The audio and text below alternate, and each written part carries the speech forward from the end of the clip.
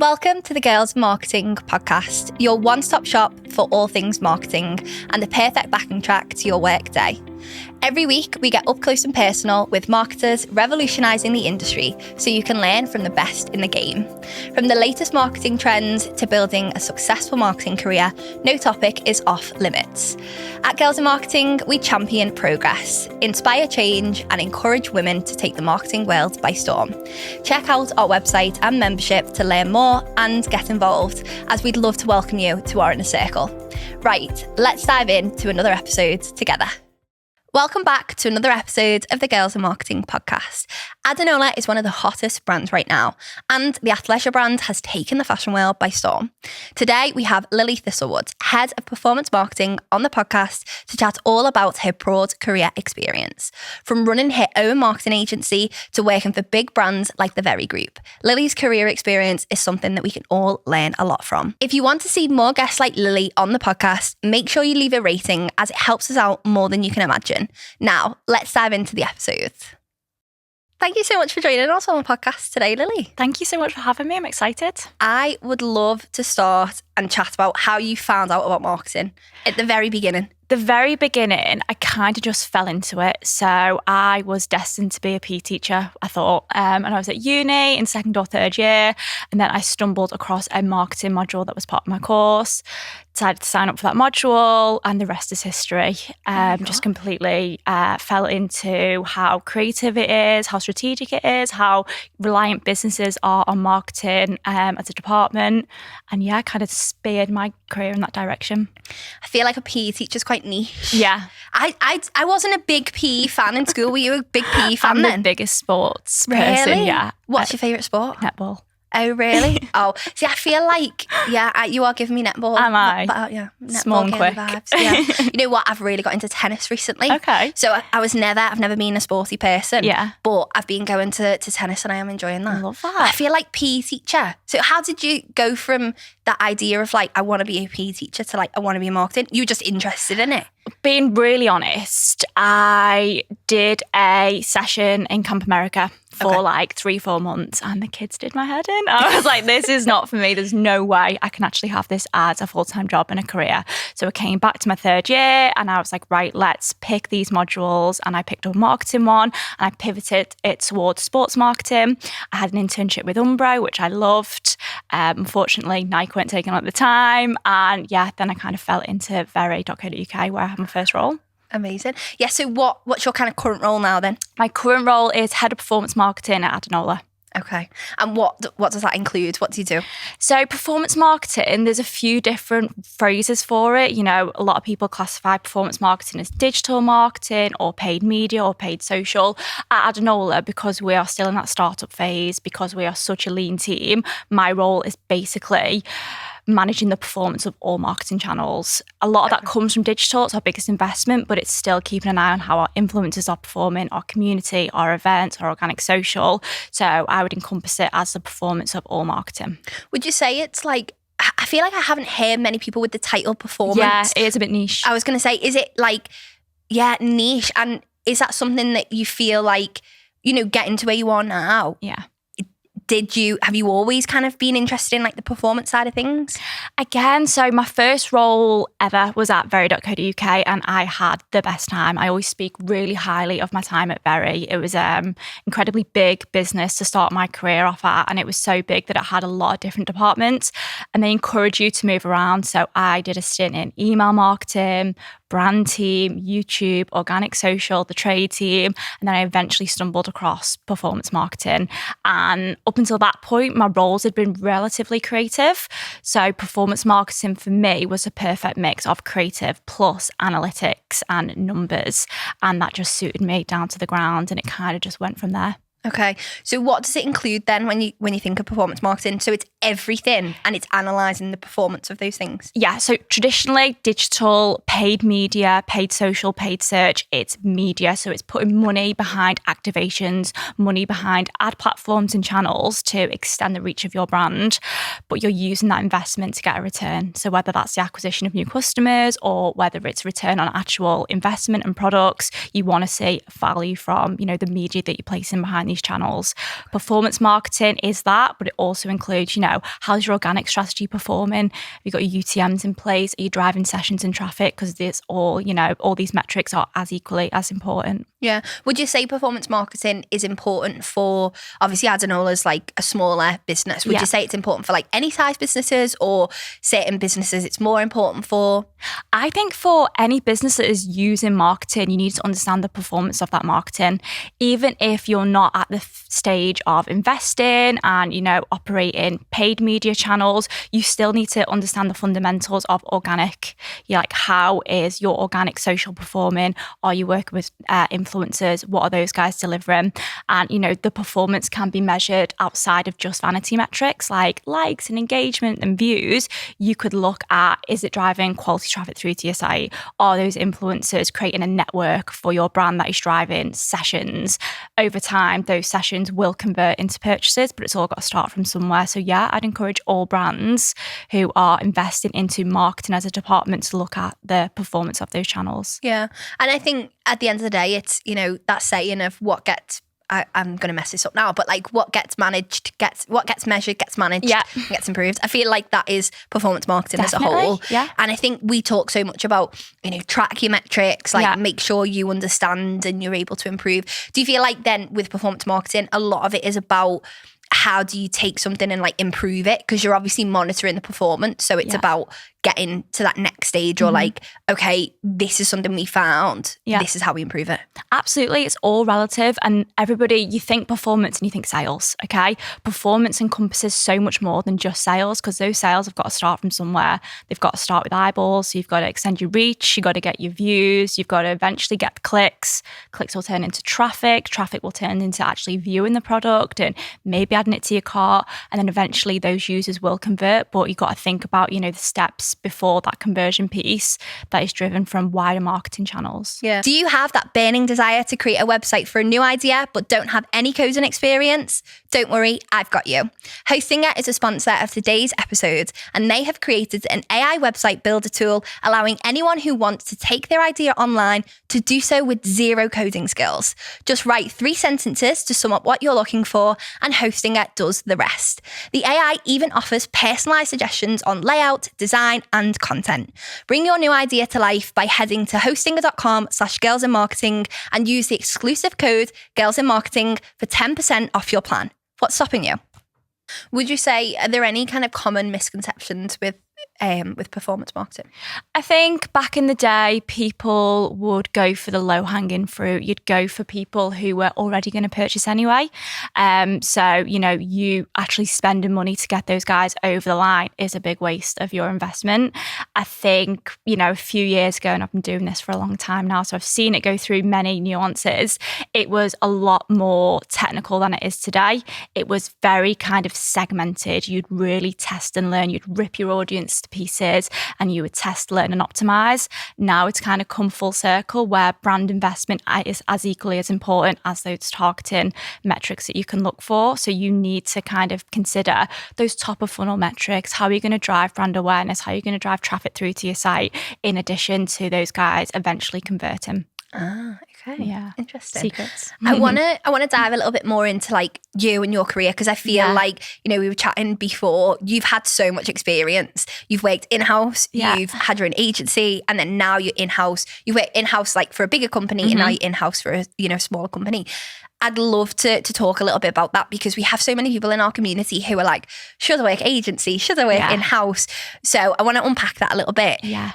Tell me a little bit about your kind of like career, like that time from what happened from where you were in-house to agency. It really is all over the place, and I'm really happy with where I've ended up, but none of it was planned. I didn't make decisions. I was going to do this for a few years, then I was going to pivot and do this. Then eventually I was going to end up here. It's all happened by complete accident, but that said, I'm very, very grateful for where I am today. So first job out of uni, very.co.uk, was like something off Devil Wears Prada, like huge office, thousands of girls, amazing people, working with really cool celebrities celebrities. We went from this whole catalogue to online. You know, I was part of that. It was really interesting. Show my age there, talking about catalogue. I was on the email team. I did a bit of, TV work, going down to London before falling into performance marketing. And like I mentioned before, that was the one for me. It was a perfect mix of creative and analytics. And I was very, very happy in that area of the business. Felt like I came into my own because, I was really lucky to work with a company like Very, which is huge. We were spending a lot of money. We were tier 1 partners with Facebook, with Google, and we had great partnerships with those guys. And that led on to opportunities for me to, create case studies, speak at events, and obviously just grow my network, even though back then I had no idea that that's actually what I was doing. That kind of led on to an accidental meet with an investment group based down in London, who at that time were looking to invest into digital performance marketing. They already had different marketing principles in place. They had an influencer agency, PR agency, experiential agency, all based in London, but they were looking to grow that into the north. And I kind of fit the bill, I guess, what they were looking for. And it wasn't a very glamorous story where I was pitching. I was absolutely desperate to set up my own agency. I think I have got skills of entrepreneurial, but I'm actually more comfortable now being part of a bigger team. So it wasn't something that I pushed for in my career. It just happened by accident. And yeah, I set up a performance marketing agency based in Liverpool. And at that time, there were really exciting brands launching in the Northwest. You had Adanola, you had Refi, you had Fourth and Reckless. And I was like, I'm a customer of these brands and that's going to be my way in. But at that point, I'd never even worked for an agency, let alone tried to run one. So I figured out pretty quickly that I was basically in a sales role, which is tough. And it's not something I would look to repeat, in any future roles, going back to that sales position. And I think as founder of the agency, and I say that loosely because it was, a really tiny business back then, you're doing everything. Like, you'll know that you are doing everything. You are out there selling your soul, you're pitching, you're onboarding clients, then you're keeping them happy because God forbid they're not happy and they leave and you have to start that process all over again. So I was just all over everything. And, my way in with these brands was, listen, I'm a customer. I know how I would respond to media. I know how I'll respond to your ads and your campaigns. Please let me be like part of your team and we can work together to grow this. And that worked. And, we ran the agency for a couple of years and that's where we picked up clients like Adanola, who I'm still working with today. Yeah. So tell me a little bit about the differences then of agency versus in-house. Yeah. Because you've obviously got that experience there and there's probably people listening who are like, maybe they're just stepping into their first role or maybe they're currently working at an agency or in-house and they're thinking about the other kind of one. What are some of the differences? What are some of the similarities? So agency life is not for the faint-hearted. I think if you take an agency role as your first kind of role in your career unknowingly, you're kind of right in the firing line then. I think going in-house to agency is probably the harder way to play it. In-house, you're very protected. You're part of a wider infrastructure, a wider team. And ultimately, the main difference is it just alleviates that pressure, because you're all invested in, that one brand, that one business, and you pull together to kind of get to where you need to be. An agency is fast, like you are spinning a lot of hats and, there's instances where you're coming in the morning and there's a lot of fires that need putting out and that's because you've got a role, but you've got to split yourself in 10, You've got 10 clients, 10 accounts, all want your love and attention, all equally screaming the loudest at times. So you've got to be able to think on your feet and you've got to be able to pivot. What was our strategy again? Okay, right, this is what will service you guys. Okay, what do you guys want to do again? Okay, let me get my hat on for you guys. So it's very, very agile, but it is incredible experience. So I would encourage anybody who gets the opportunity to do a stint in agency to absolutely go for it, but be prepared to work very hard. Yeah. I feel like some agency models are interesting because I think the typical one that you describe, which is, different people working on multiple different clients, that's kind of been something that's kind of quite traditional. But I've kind of seen more agencies now where they have people who are like dedicated to certain clients. And I feel like potentially, you're not really working in an in-house role, but you are more dedicated to a brand. I kind of feel like that is a good way forward because it kind of gives a bit more clarity. Because I've not worked agency side. I've worked with agencies, but obviously not for an agency. And I could not imagine like having to, do an SEO strategy or write some blogs for someone one morning and in the afternoon write for a completely different company. So I think it is really interesting. But I think if you are that sort of person who is agile, is really eager to work in that fast-paced environment, it can kind of work, because I'd love to understand, like, obviously you said you feel like, you know, with agency life, there's also positives to it as well. What are some of the positives? You learn quick. And, you know, say if it is a performance marketing agency, for example, you will have a group of clients who are running across your Meta ads or your TikTok ads. And those clients will benefit from you being across all these other accounts as well, because you test, learn and optimize much more than if you're in one house, you're exposed to one brand, one account structure. And that's kind of all you're living and breathing every day between those four walls. So I am a huge fan of the agency model. I think ultimately every brand is looking for that partnership that feels a little bit more special than just another client, just another service. But that's down to the brand to, you know, expose themselves, to share as much as possible to make sure that partnership can be super strong. Yeah. With working, so obviously you kind of went in-house, then did agency, then back in-house again. I feel like that must have been quite a difficult kind of struggle for you, like personally, professionally. How did you kind of find that? What was some of the things that you felt like you were up against? Because there's loads of people that obviously change career direction or do something a bit different. How did you kind of find that experience? I loved running the agency. I learned so much, but sometimes I have like PTSD from how stressful it was. And I've taken a bit of that to my new role, but my new role is completely different, because at Adanola, we are, you know, still in our startup size, and I'm a senior member of that team. So a lot of my work is long-term. I'm working on things that are going to benefit us in the next 2 to 3 years. But I still have this really bad habit of like, my inbox has to be empty, because if it's not empty, it reminds me of my agency days where clients are potentially unhappy. You've not answered them, you've not serviced them, they're a flight risk. So again, you've got to be able to detach. And, you know, my both recent roles have been like night and day in terms of you've got to slow the pace down. And, you know, here I'm in a SLT for a reason, and I've got to really slow down my thinking, be strategic as possible, think long term for the brand, grow out this business versus just servicing and being in delivery mode. So it's been a switch for sure. Yeah. Do you feel like now, obviously being more senior in your career, that is something that you've got to do? I feel like there's such a change between like kind of junior to senior. Yeah. I've seen so many people speak about it at the moment. I actually watched a TikTok with you this morning, and it was saying about the changes from kind of junior to senior. Yeah. What are some of the key kind of changes that have happened for you with that? Because I think we have so many people that listen to the podcast that would love to hear that, because you know, maybe you are more junior and you want to step it up and be more senior, not necessarily, you know, super senior, but, you know, go for that next promotion or do that next thing. What are some of the kind of key differences? So I think anybody that's in a management role, you've got a responsibility there to develop your direct reports, and you've got to be really selfless, because it's not about you, it's about them. Some of the things that I've picked up over the last few years is, you know, start every single one-to-one with how are you? You've got to put their needs before yours. And that means that even if there's a job that needs to be done and I can do it with my eyes closed and I can do it very, very quickly, it's not about you. It's about developing your team members so they also get exposure to those skills that can help them get to the next level. At Adanola right now, we're building an empire. Like, we need to double our headcount in the next year. And we're not going to do that if I am just rattling through everything super quick with my eyes shut, because I've done it for the past 10 years. It's not about that. It's about finding new people from different backgrounds, different skill sets, and hiring for people who can do things that we can't, because that's what's going to help us get to the next level. Yeah.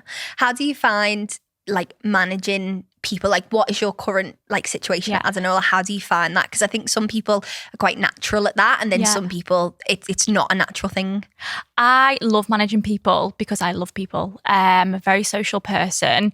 I've always had really personable relationships with all of my team, and that's because I just think work should be fun. And I think if you're enjoying your job, you're probably going to be better at it. So that's my number one focus, is to kind of, I don't have my home hat and my work hat. I'm pretty much the same person in and out of work. And that's because it's hard enough. Do you know what I mean? You don't need to over-egg what you guys are trying to achieve. And I believe if you have a personal relationship with your team, they're going to be more honest with you. And that means if they're more honest, you can actually help them with what they need. Yeah. I love the fact that you said work should be fun, because so many people are like, no, you know, quite traditional. No, it shouldn't be fun. Work is work, and that we come and we go, and that's it. I'm the same. You know, I think that, I mean, we spend a ridiculous amount of time of our life in work. I mean, there is a stat, but I can't quote it. I'm not going to lie. But we spend so much of our time in work. It should be fun, you know. And I mean, I'm not going to say that everything is fun, because obviously there are elements of campaigns or there's things that you've got to do. There'll always be things that you don't love, but it being fun it just helps, doesn't it? Definitely. I skip to work every day. Like, I've never had Sunday scaries. I don't know if that's normal, but I'm just very, very happy, especially at Adanola. Yeah. So let's talk about Adanola then. So tell me a little bit about how you joined. So how long have you been there? How did you join? Because obviously I feel like it's grown so much over the past like few years, hasn't it? So tell me a little bit about it. So it was founded in 2015? Yes. Yeah. I've been with the business since 2021. I just launched my agency and I was like, shit, I need some clients. I need to get myself out there. I need to, you know, start winning some accounts. And I was not really trained in new business, didn't really know what's the most normal way to approach this. So I just thought, I'm going to grow my network. I'm going to hit people up on LinkedIn, Instagram, wherever I can find these business owners.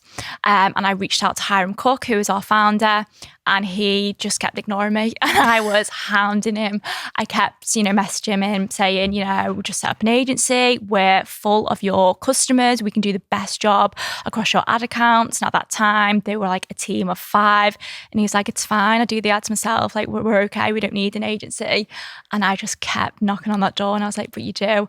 And then one day I actually got served an ad by them, which was, you know, if you have like an Instagram story and you want to kind of utilize that full vertical space, so your asset there should be like a 9x16, and he'd put a 4x5 in an Instagram story. So in paid media, that's like social suicide. Like, what are you doing? Why would you do that? And he'd messed up his CTA. He'd put a learn more CTA instead of shop now. So again, what we're going to learn from this 4x5 ad, it needs to be a 9x16. It needs to say shop now.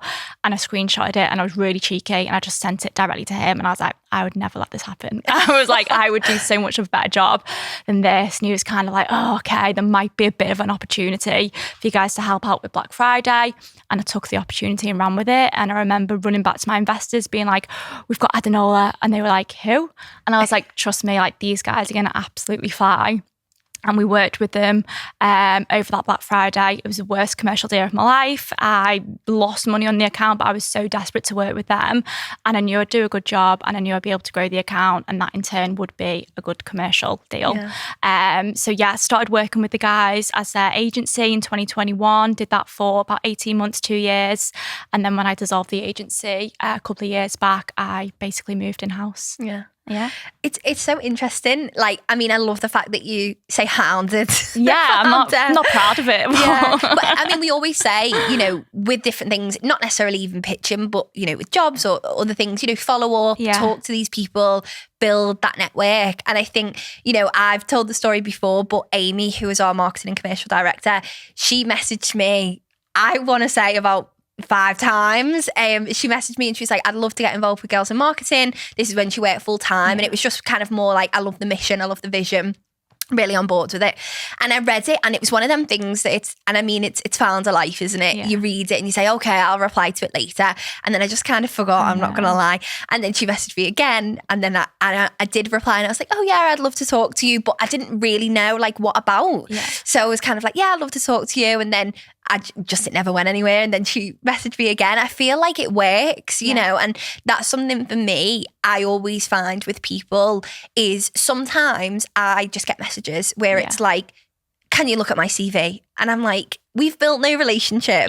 Like, I love helping people, don't get me wrong. And I want to help people as much as I can through our Girls in Marketing community, through our membership, everything like that, through the podcast. But for me, it's about building a relationship with people.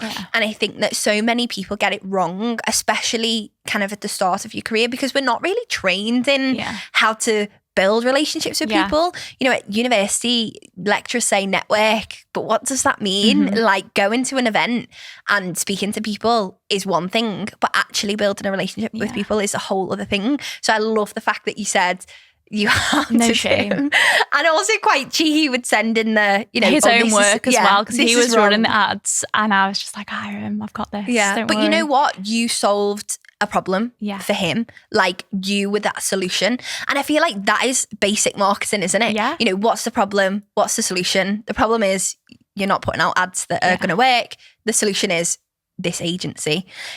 So you obviously went in-house then. So tell me a little bit about like that, how that role came about, how you found that kind of, obviously we talked a little bit about the transition, but how you moved from agency to in-house. Yeah, so we were running the agency for 18 months, 2 years, and it was tough. It was a tough market. Being honest, it was tough for me to get that off the ground. And I think agencies, you either grow them with new business or you grow them through retention.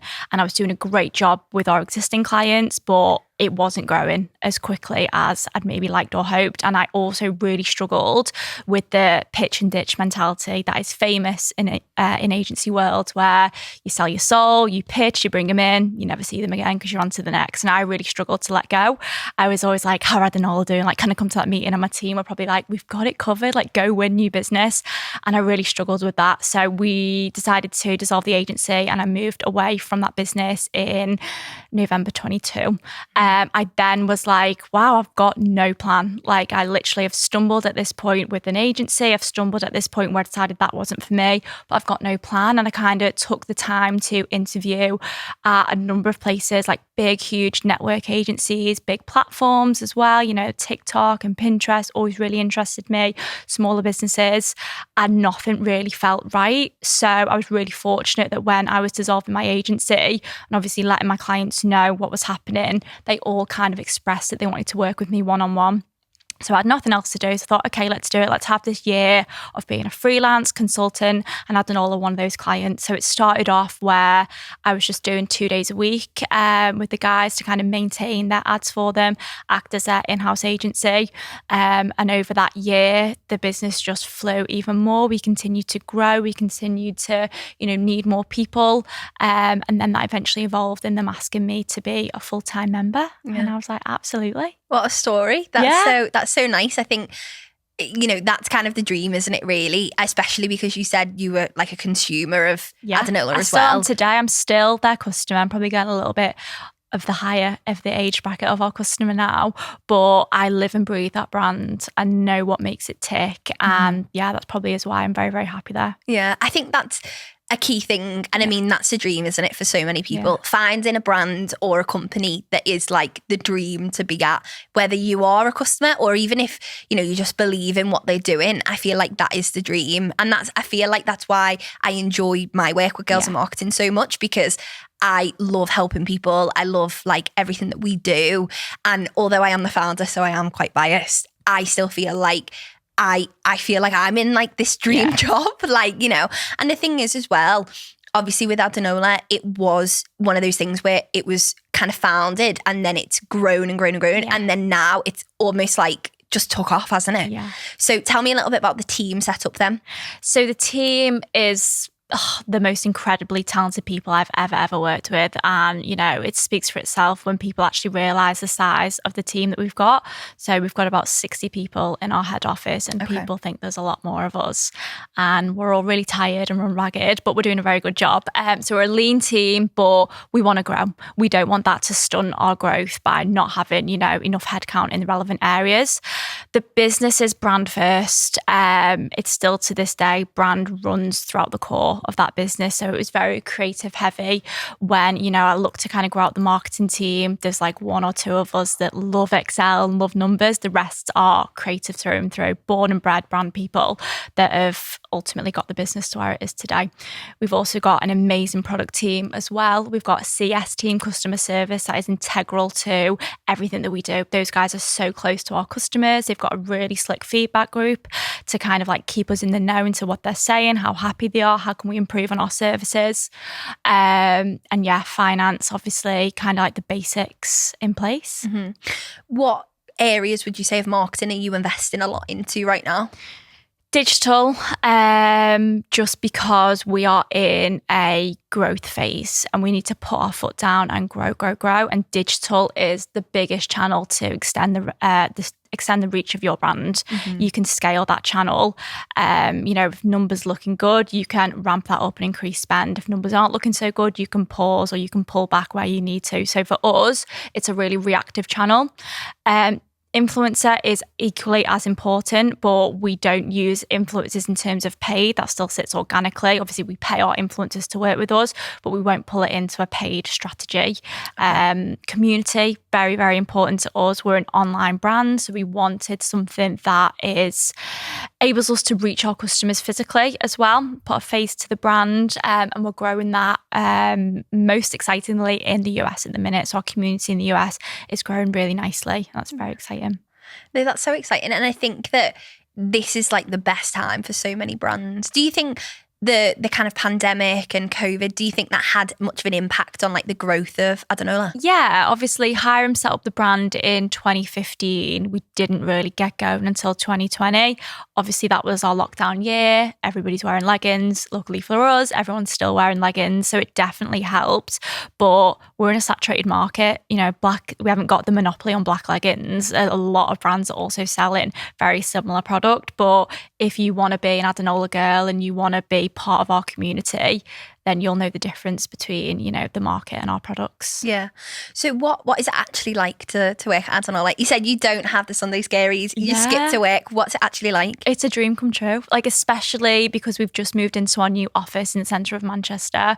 And when we stepped in on that first day in January, we were like, no way. Like, look at us now, like all grown up with all our fancy marble and office spaces and office rooms and places to actually eat our lunch. And we really evolved from where we were before in just like kind of a unit.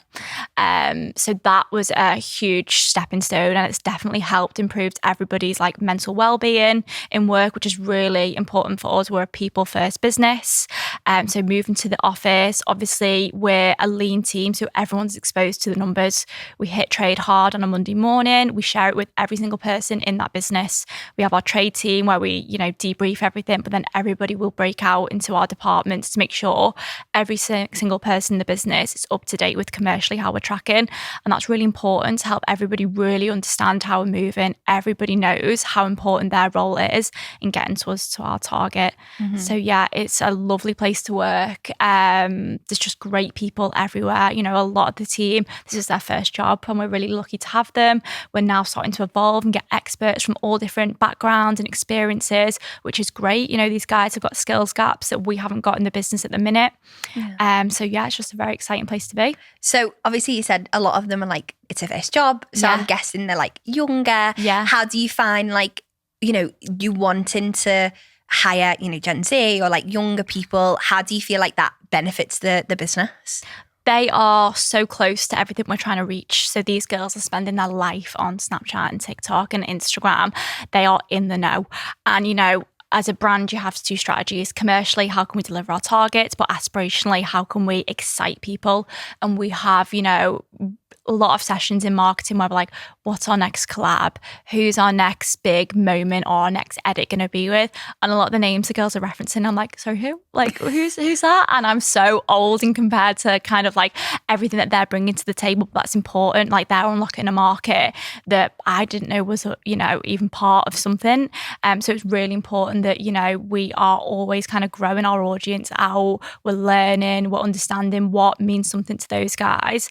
And because we're such a lean team, we can move quickly. If someone's super relevant, we can reach out, and we've got the kudos as the brand to, you know, get these really exciting collabs in place. Yeah, I love that you are invested in that young talent as well, because so many people, well, businesses, it's not, I think they just have a bad rap on young people. I mean, I seen there was all those articles, wasn't there, a few weeks ago that was saying about Gen Z are lazy or like all of that sort of thing. And I think it's quite damaging to that younger generation, because there are so many people that are eager to learn, and especially with a brand like Adanola and all of these other young brands, it's like cool to work there, but also they're just eager to learn. And I think that so many businesses don't see that, and they kind of underestimate that younger generation. Yeah.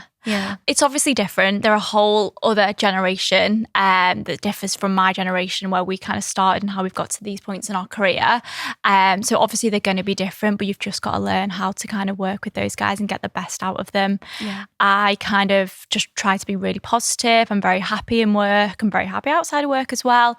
But I want the team to know that like it's cool to be good at your job, and it's cool to like try really hard and work really hard. And it's no secret, no surprise that if you just work really hard, you do get to, that promotion or that next step, but don't always chase it. And I always tell stories about how I've taken many sideward steps in my career. I've taken some backward steps, but ultimately it's all led me to this point now, which I'm very happy to be in. Yeah, it's that element of like squiggly careers, isn't mine's it? a mess. It's all over the place, but I wouldn't change any of it. Yeah, I literally had a call this morning with someone, and they said it's so difficult because people think that careers are so linear, where it's like, you do this, you go from assistant to exec to senior to all of these different things.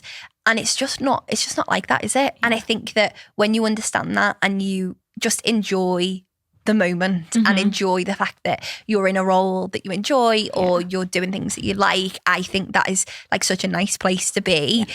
I think often, and I do this so much, like worrying about the future, worrying about, okay, what's my next step? What's my next move? But as you said, sometimes those sideward steps, backward steps, or even just staying where you are, but just like looking ahead and keep going is like the best thing, isn't it? Definitely. And, one of the main benefits of working at Adanola and the size we are right now is that we're all in one room. So I'm sat next to the commercial director and the finance director, and I'm like, wow, you guys are speaking a language that I've not spoke before, but I'm upskilling because of that. When I worked at Very, obviously I was really junior, but I wasn't exposed to that side of the business. And I try and explain to the team that, this exposure that you're getting and learning, that's like a huge added benefit of working here. It's not always about your title. It's not always about what you're getting paid. Working for this brand at this crucial period will set you up. Yeah. So Adanola's quite like an innovative brand, very new, very fresh.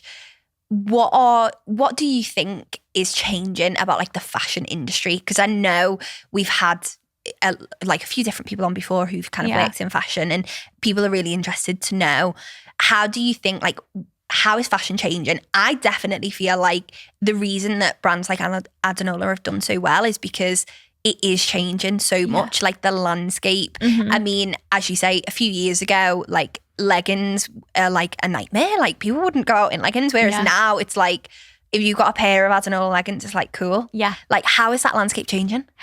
It's hard because I don't know if everybody's just got a lot more busier. I think we were all in lockdown, and then when we came out of lockdown, we were like, wow, we're going to hit the ground running and live life the way we've missed out in the past few years. But I think because of that pace, everybody just doesn't need to think so hard about what they want to wear or how they want to brand themselves or how they want to show up physically. And I think that Adanola, we've built a reputation of, if it's Adanola, it's cool. If it's Adanola, you're going to look good. It's going to be effortlessly stylish. And I think that if that just takes one thing off your list that you haven't got to think about that day, then that makes it easy. And, we're true to our word. We really obsess over quality. Again, so we don't want you to be buying a pair of leggings every month. Absolutely not. That's not the brand that we're building. We don't want people buying newness from us every month. That's not the brand that we're building. You pick a few key pieces. They all work together. They work separately as well. And you just invest in that look that is, accessible to everyone every day. I think as well, like with the whole work from home movement, like comfy clothes especially are something that people are now like, I really want a good pair of leggings, or I really want a good like sweatshirt or something that is like, it's almost like a staple piece. But a few years ago it probably wouldn't have been, because we didn't really spend much time working from home, whereas now it's like people want to invest in good quality stuff, but that's because they're going to be wearing it quite often when they're working from home or when they're doing things at home as well. It's just easy to throw on and know that you're going to look good no matter what you're doing. If you're running errands, you're going to look great if you're wearing Adanola. Yeah. What are some of the, like, what's your favourite campaign that Adanola's done then? The most exciting one from last year was probably our Steph Shep collaboration. So Steph Shep is very in with the Kardashians. The Kardashians are dominating the US. That was our strategy. We want to grow that market. It was amazing to see the whole business pull together behind one collaboration that wasn't really that big. It wasn't about the commercials of that collaboration. That collab sold out within an hour. Our clubs will always do that. It was the moment for the brand and for us to have a moment, little old us, over in LA, where it felt like everything really pulled together. We had the right influencers, we had the right PR boxes, we had the right events, and it all went off, with a bang. So that was a really kind of proud moment for us to execute that so well. Yeah, I feel like it is kind of iconic, the different type of like collaborations and stuff like that you guys do. What's the kind of process for that, like with partnerships? Obviously, you said with that one, you identified someone within that target market. Is that typically the kind of like process that happens? A lot of our collab processes have been organic. So Steph reached out to us. She was wearing our product before they'd really, taken off in the US. It was still growing in the UK. So that was definitely an opportunity for us to be like, okay, she already likes us. She's already wearing us. Let's just squeeze out a little bit harder and see what we can create. The same with Rosie Huntington. She was wearing our product, reached out. We obviously gifted and we grew that relationship very organically. And I think that shows in our owned content. It shows in our earned content. It shows when these guys are representing our brand and they're speaking about our brand and products. It is like they're a consumer because they were a consumer in the first place. Yeah, it's the word that I hate saying, but I'm going to say it anyway. It's authenticity, isn't it? I knew when I was thinking I'm going to say authentic, but no one hate me because, but it is. And I think that is, at the end of the day, is the winning piece. Yeah. And I wish there was another word for authentic because I feel like people oversay it, but it's true. As you said, the fact that these people have been wearing pieces before or doing things before and they're now advocates for the brand. I think brand advocacy is huge right now. I think it plays a lot into like community, and we see that with our girls in marketing community as well. There are people who are huge brand advocates for what we do and that just happens so naturally. It's like that authenticity piece. And I hate the word, but it is. It's true. So to finalise today, I would absolutely love to ask you a bit of advice for anyone who maybe wants to work at Adanola or wants to kind of work in fashion or something like that. Obviously, you've got the very experience as well. What's some advice that you would give to someone who maybe wants to do that as a career?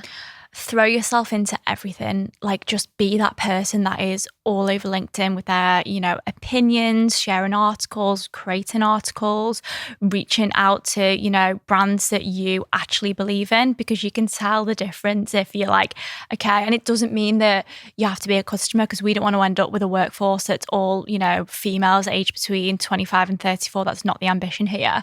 But it's if you get it, if you believe in it, if you understand what we're trying to achieve, you can really add a lot of value.